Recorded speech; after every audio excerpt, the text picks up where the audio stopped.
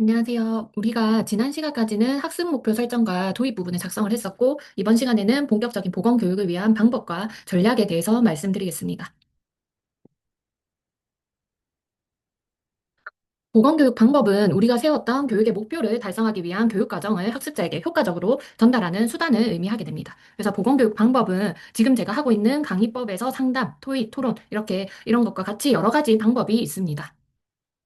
여러 보건교육 방법들 중에서 적절한 보건교육 방법을 선정할 때 하는 점들이 있는데, 첫 번째로는 대상자 수를 고려해야지 됩니다. 그래서 대상자가 큰 규모라 하면은 강의나 심포지엄, 패널 토의, 포럼 같은 게 적절하게 되고, 대중을 대상으로 적당한 규모다 하면은 브레인스토밍이나 집단 토의나 프로젝트법이 적당할 수 있겠습니다.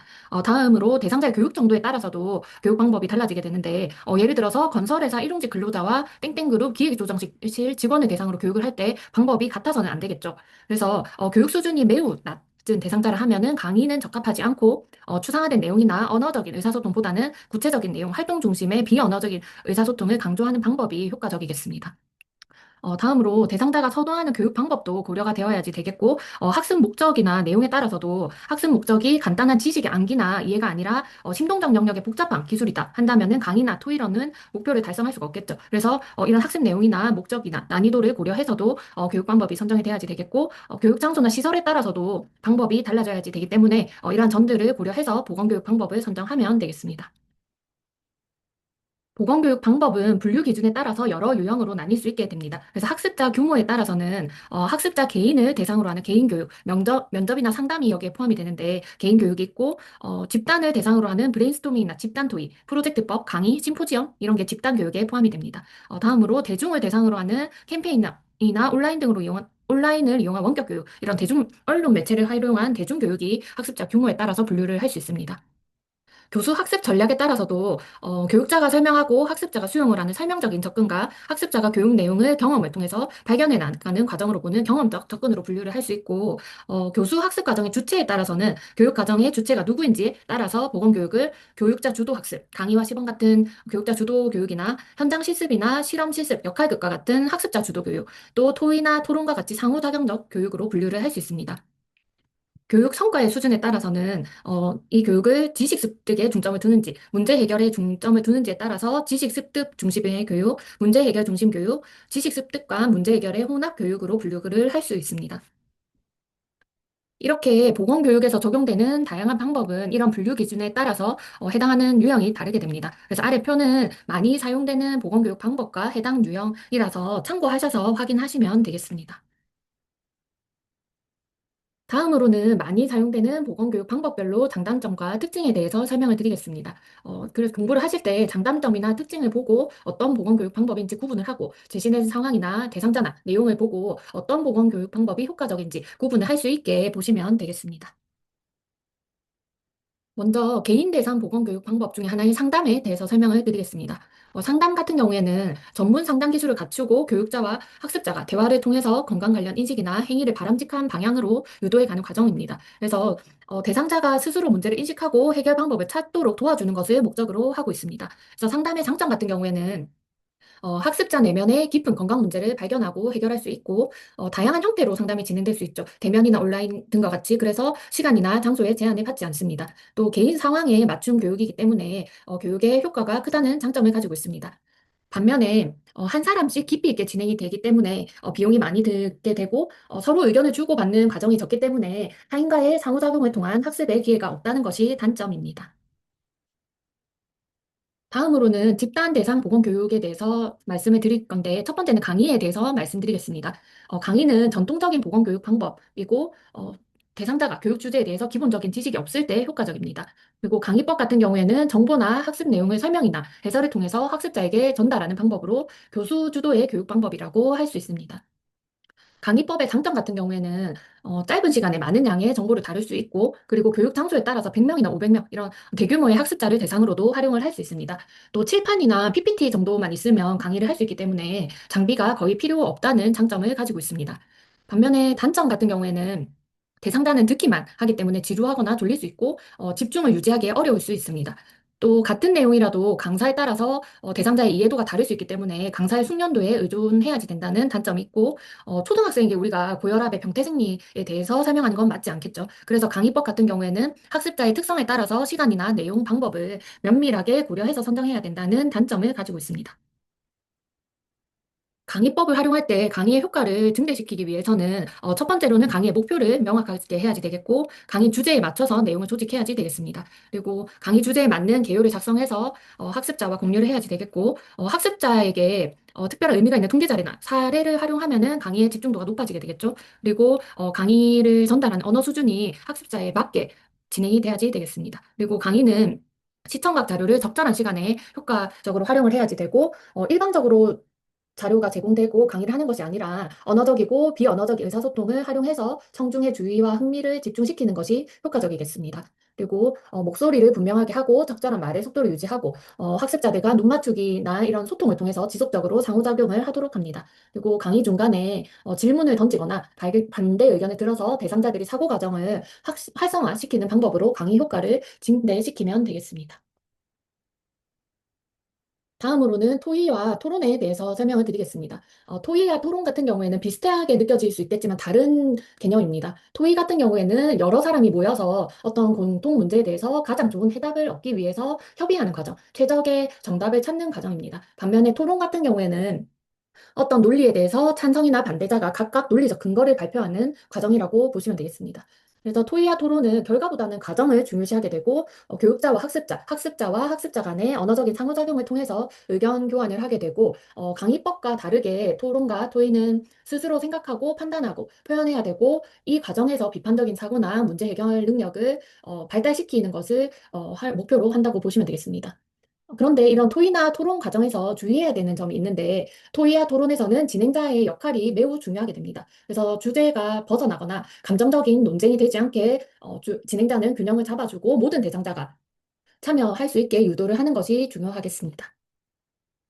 이 표를 보게 되시면 토의와 토론의 차이를 한눈에 확인할 수 있습니다. 그래서 토의 같은 경우에는 앞에서 말씀드린 것처럼 최적의 정답을 만들어가는 과정이라고 보시면 되겠습니다. 토론 같은 경우에는 어떤 주제에 대해서 찬반을 나누어서 논리적으로 겨루고 각자의 정답을 가지고 자신이 옳다고 상대를 설득하는 과정입니다. 그래서 목표를 보시더라도 토의는 정보를 교환하고 합의하는 것이고 토론은 상대방을 설득하는 것이 목적입니다. 참여 인원을 보시더라도 토의 같은 경우에는 여러 사람들이 의견을 나누는 과정이기 때문에 소수나 다수 모두 가능하게 되고 토론 같은 경우에는 찬반 양측으로 나뉘어야 되기 때문에 소수 참여 인원을 대상으로 하게 됩니다. 교수 학습 적용 형태로 보았을 때도 토의 같은 경우에는 수업 시간에 별도 형식이 없이 질문을 주면은 그 자리에서 합의점을 찾는 과정이 되게 되고 토론 같은 경우에는 자유롭게 이야기하는 것이 아니라 찬성이나 반대를 나누고 가기 때문에 교육 과정에 적합하도록 재구성하고 적용하는 것이 필요하겠습니다. 그래서 사고방식 측면에서 보시더라도 토의는 배려적이고 협력적인 사고이고 토론 같은 경우에는 비판적이고 논리적인 분석 훈련이라고 보시면 되겠습니다. 토의와 토론을 보시면 그냥 우리가 이야기해보자 하고 시작하는 게 아니라 절차가 있습니다. 그래서 절차를 보시면 첫 번째로는 사전 준비가 중요하게 됩니다. 그래서 토론과 토의를 진행하기 전에는 주제와 목표를 명확하게 설정을 하고 떤 방식으로 시간을 얼마나 쓸지 어떤 자료가 필요한지 준비를 해야지 되고 토론 집단의 크기를 정해야지 하는데 참가자 수가 그룹의 크기가 너무 많으면 발언 기회가 줄어들게 되고 너무 적으면 다양성이 줄어들기 때문에 토론 집단의 크기를 선정하여야지 됩니다. 다음으로는 토의 토론은 서로 얼굴을 마주보며 진행해야지 되기 때문에 토론 장소와 환경을 정비해야지 됩니다. 다음으로 이제 본격적으로 토론을 진행하게 되는데 이때는 발표 시간은 2분, 뭐 반박 1분, 손을 들고 발언을 신청한다. 이렇게 규칙을 정하고 사회자와 기록자를 지정해야지 됩니다. 이때 교육자는 주도적으로 뭐 개입하기보다는 필요할 때만 중재자 역할을 하게 됩니다. 이런 토론을 진행하고 나서 마지막으로는 토론이 끝나면 결과를 정리해서 발표를 하게 되고 교육자는 토론 진행 과정에 대해서 전반적인 평가를 하면서 마무리를 하게 됩니다. 이런 토론은 대상자의 규모나 진행 방식에 따라서 그룹 토의나 패널 토의, 심포지엄, 포럼, 세미나, 분단 토의, 브레인스토밍 이렇게 여러 가지로 구분을 할 수 있습니다. 그래서 토론의 방식 중에 하나인 심포지엄에 대해서 먼저 설명을 드리겠습니다. 심포지엄 같은 경우에는 특정 주제에 대해서 여러 명의 전문가가 각자의 관점에서 강연을 하고 마지막에 사회자가 토론을 진행하는 방식이고 이때 청중이나 사회자, 강연자 모두가 주제에 대해서 전문가일 때 활용이 가능하고 한 가지 주제를 다양한 전문적인 시각에서 접근해서 볼 때 효과적이라고 하겠습니다. 그래서 심포지엄의 진행 같은 경우에는 보통 2명 이상의 발표자가 각자의 관점에서 10분에서 15분 정도 발표를 하고 발표가 끝나면 사회자가 질문을 받아서 발표자가 답변을 하거나 서로 의견을 교환하는 식으로 진행을 하게 되고 이때 원활하게 토론이 진행이 될 수 있게 발표 내용이나 필요한 참고 자료를 미리 배포해서 청중이 이해하고 질문을 준비할 수 있게 하는 것이 좋습니다. 다음은 패널 토의에 대해서 설명을 드리겠습니다. 패널 토의는 그림을 보시면 우리 TV 시사 프로그램 같은 데서 많이 볼 수 있는 방식입니다. 패널 토의는 특정 주제에 대해서 다양한 견해를 가진 토론자를 구성하고 사회자가 진행하고 서로 의견을 교환하는 방법입니다. 그래서 해당 주제에 대해서 지식이나 경험, 발표력 등이 우수한 청중을 위해서 활용할 때 더 효과적인 방법입니다. 그래서 패널 토론 같은 경우에는 예를 들면은 학교 내 정신건강 교육 강화 방안을 주제로 패널 토론을 한다고 하면은 보건교사나 상담교사, 학부모 대표, 보건소 관계자 등이 패널로 참여해서 다른 입장에서 논의할 수 있습니다. 그리고 이런 식으로 각 견해를 대표하는 패널을 4명에서 5명 선정을 하게 됩니다. 다음으로 사회자가 대표자나 주제와 논점을 소개하고 각 패널이 각자의 견해를 간단하게 제시한 뒤에 토론을 진행하게 되고 이때 서로 질문하고 답하는 방식으로 진행을 하게 됩니다.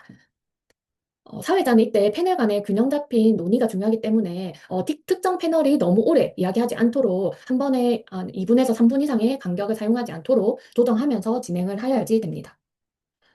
패널 토의 같은 경우에는 심포지엄과 비슷해 보이지만 심포지엄 같은 경우에는 여러 전문가가 순서대로 발표하고 토론을 하는 방식이다 하면은 패널 토의는 여러 사람이 동시에 의견을 주고받는 방식이라고 구분을 하시면 되겠습니다. 다음은 그룹 토의에 대해서 말씀드리겠습니다. 그룹 토의가 우리가 가장 익숙하게 접하는 토의 방식일 것 같습니다. 그룹 토의는 학습자 전체가 자신의 의견을 발표하고 의견을 모으는 과정에서 문제 해결이나 변화를 유도하는 방법입니다. 그림을 보게 되시면 집단 토론 같은 경우에는 사회자 중심이 아니라 참여자 간의 상호작용이 활발하게 이루어지고 의견을 교환하는 것을 특징으로 가지고 있습니다.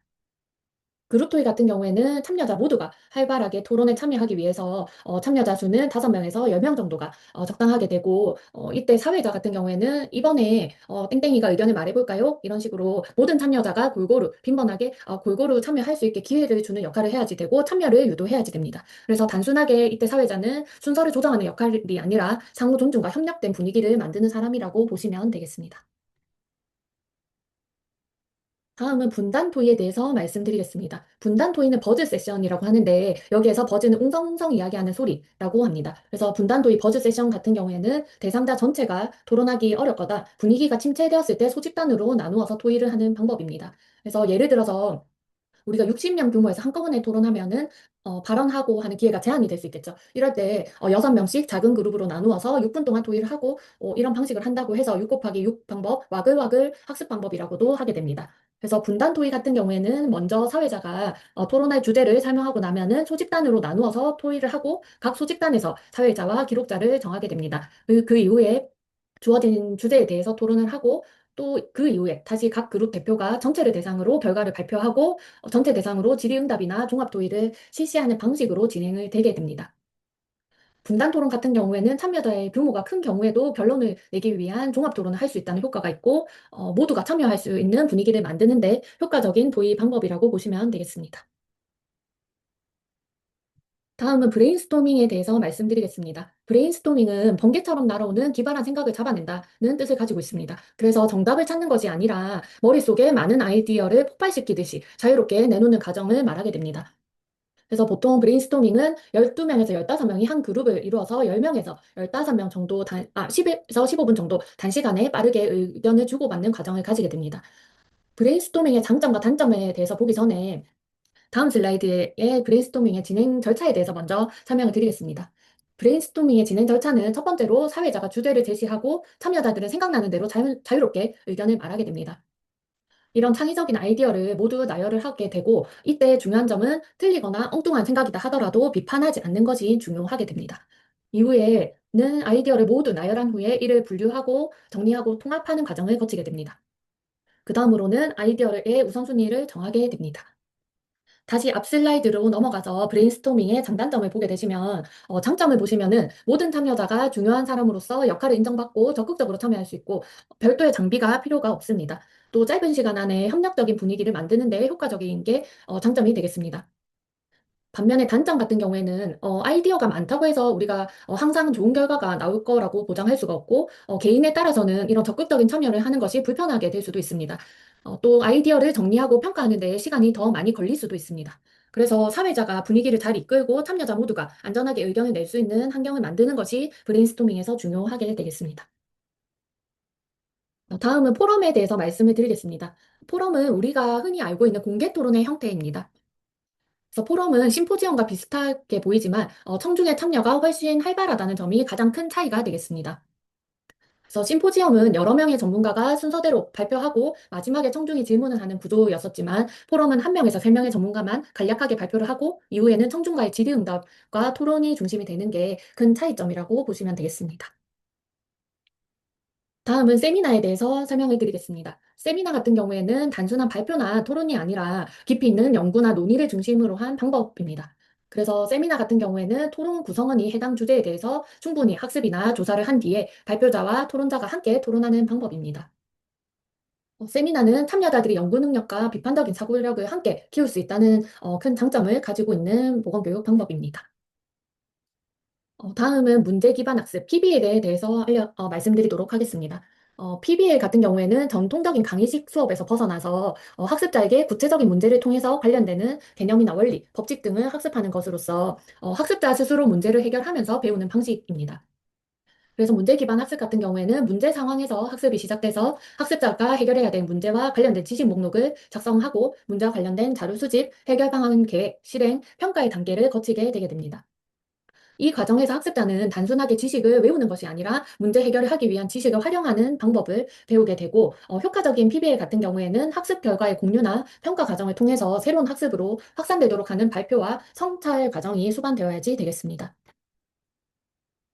그럼 PBL에서 교육자는 어떤 역할을 해야지 될까요?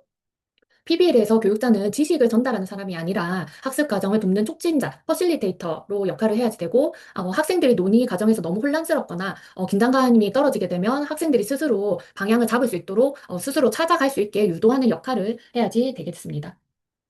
그래서 PBL의 장점을 보게 되시면 학습자가 스스로 해결 과정을 찾을 수 있고 하나의 정답이 아니라 다양한 해답을 탐색할 수 있기 때문에 이런 점이 장점이 될 수 있고 학습 주제가 실제 문제와 연계되어서 진행이 되기 때문에 흥미가 높아지게 되고 자기조절 학습 능력을 향상시킬 수 있다는 장점을 가지게 됩니다.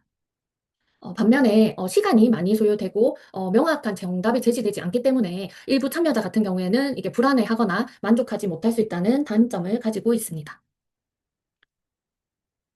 다음은 역할극에 대해서 말씀드리겠습니다. 역할극 같은 경우에는 학습자들이 특정 상황을 두고 한 인물의 역할을 맡아서 연극을 하면서 상황에 대한 분석과 해결 방안을 모색하는 방법입니다. 이 방법은 학습자가 인물의 역할을 맡으면서 내가 이런 상황에 처했을 때 어떻게 대처할지를 직접 경험하면서 배우게 되게 됩니다. 역할극을 진행할 때 우리가 각 배역은 각 정형화된 인물로 설정하지 않고 배역별로 행동 범위의 한도를 정해 주어야지 되고 교육자는 역할극이 끝난 후에는 역할극의 내용에서 중요한 부분을 반복하고 요약해주고 그리고 현실 상황과 연결해서 설명을 해줘야지 되고 해당 문제를 실제로 접했을 때 어떻게 대처할지 가능한 대안은 무엇인지에 대해서 설명하는 시간을 가져야지 효과적인 교육이 되게 되겠습니다. 역할극의 장점 같은 경우에는 별도의 장비나 시설이 필요가 없고 어려운 주제나 감정적인 영역도 다룰 수 있습니다. 또 참여자들이 즐겁게 몰입할 수 있는 것이 장점이 되겠습니다.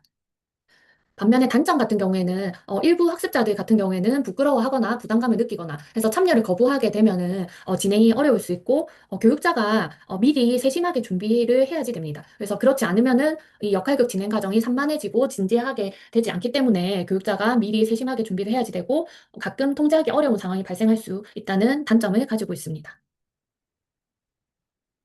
다음은 시뮬레이션에 대해서 설명을 드리겠습니다. 시뮬레이션 같은 경우에는 현실 세계를 재현한 상황을 구현을 해놓고 학습자들이 활동에 참여하면서 배우는 방법입니다. 시뮬레이션 같은 경우에는 학습자에게 실제와 유사한 상황을 제공하고 문제를 해결하는 과정을 가져서 학습자들이 쉽게 기억하고 실제 상황에서 적용할 수 있는 능력을 길러주게 됩니다. 그래서 심폐소생술이나 응급처치법에 많이 활용되게 됩니다. 시뮬레이션의 장점 같은 경우에는 실제 상황과 근접한 상황을 구현할 수 있고 어려운 주제에도 접근할 때 용이하게 되고 학습자가 위험성 없이 다양한 상황을 경험하고 중요한 기술을 반복 연습할 수 있다는 것이 장점이 되겠습니다. 단점 같은 경우에는 시간이 보통 많이 소요가 되고 비용이 많이 든다는 것이 단점이 되겠습니다. 효과적인 시뮬레이션을 위해서는 몇 가지 원칙을 지켜야지 되는데, 우선 첫 번째로 교육자가 필요한 여러 절차를 철저하게 숙지를 해야지 됩니다.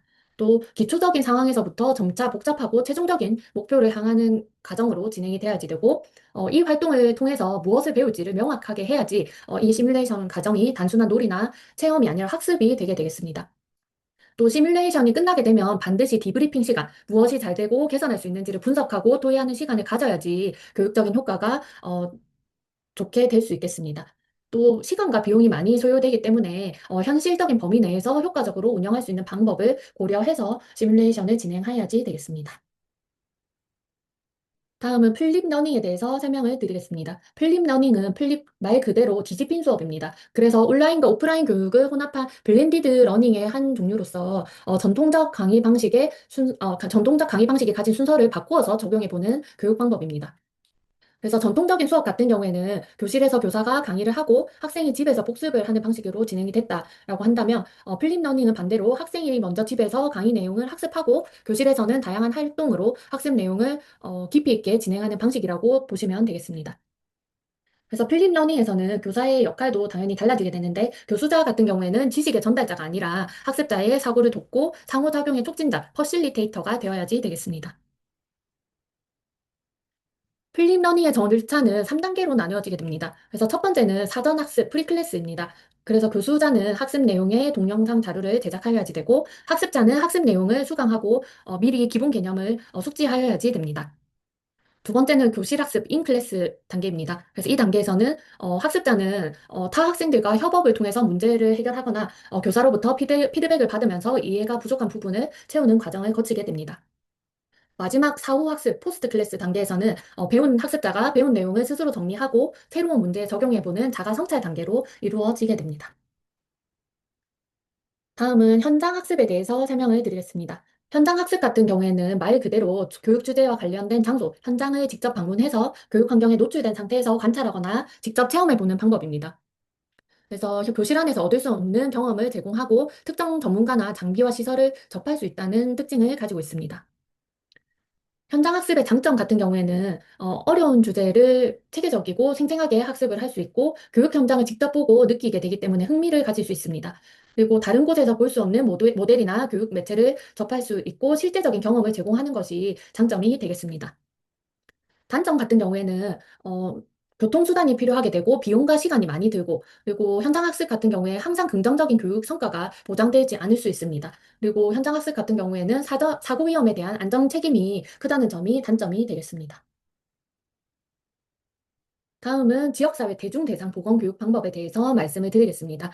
첫 번째로 캠페인에 대해서 말씀을 드릴 건데, 건강 관련 캠페인 같은 경우에는 많은 사람들에게 건강관리에 필요한 지식과 기술을 향상시키고, 단기간 내에 집중적이고 반복적인 과정을 통해서 건강 관련 정보를 널리 알리려는 방법입니다. 그래서 캠페인 같은 경우에는 다양한 현장에서 활용을 할 수 있고 포스터나 팸플릿, TV, 라디오 등과 같이 다양한 매체를 통해서 건강 메시지를 알릴 수 있습니다.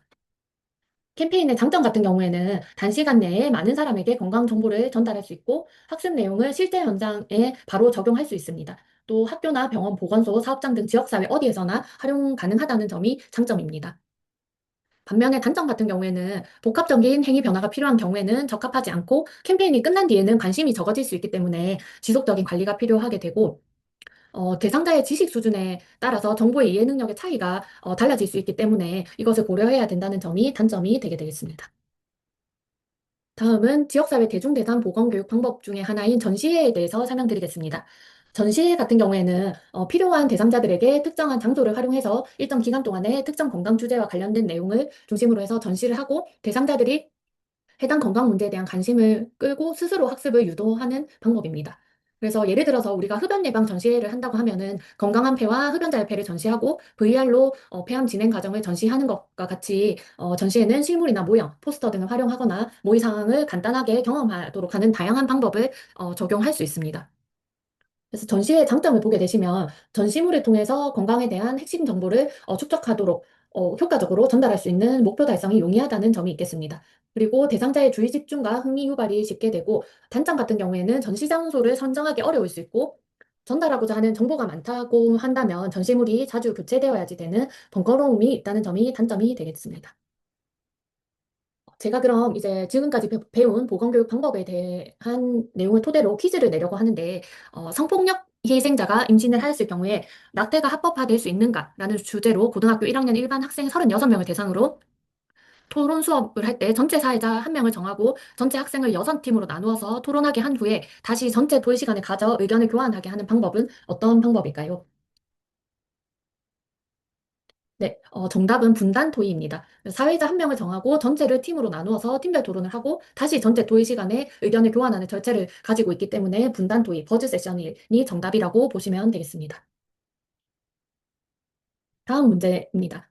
다음 문제는 진주시 보건소는 진주시에서 가장 고령화 지수가 높고 건강 형평성이 낮은 옥봉동 주민의 건강을 위해서 건강증진 프로젝트, 영양학 교수, 체육학 교수, 간호학 교수 등이 청중 앞에서 토론, 질의, 토의를 가졌습니다. 이 방법은 어떤 방법일까요?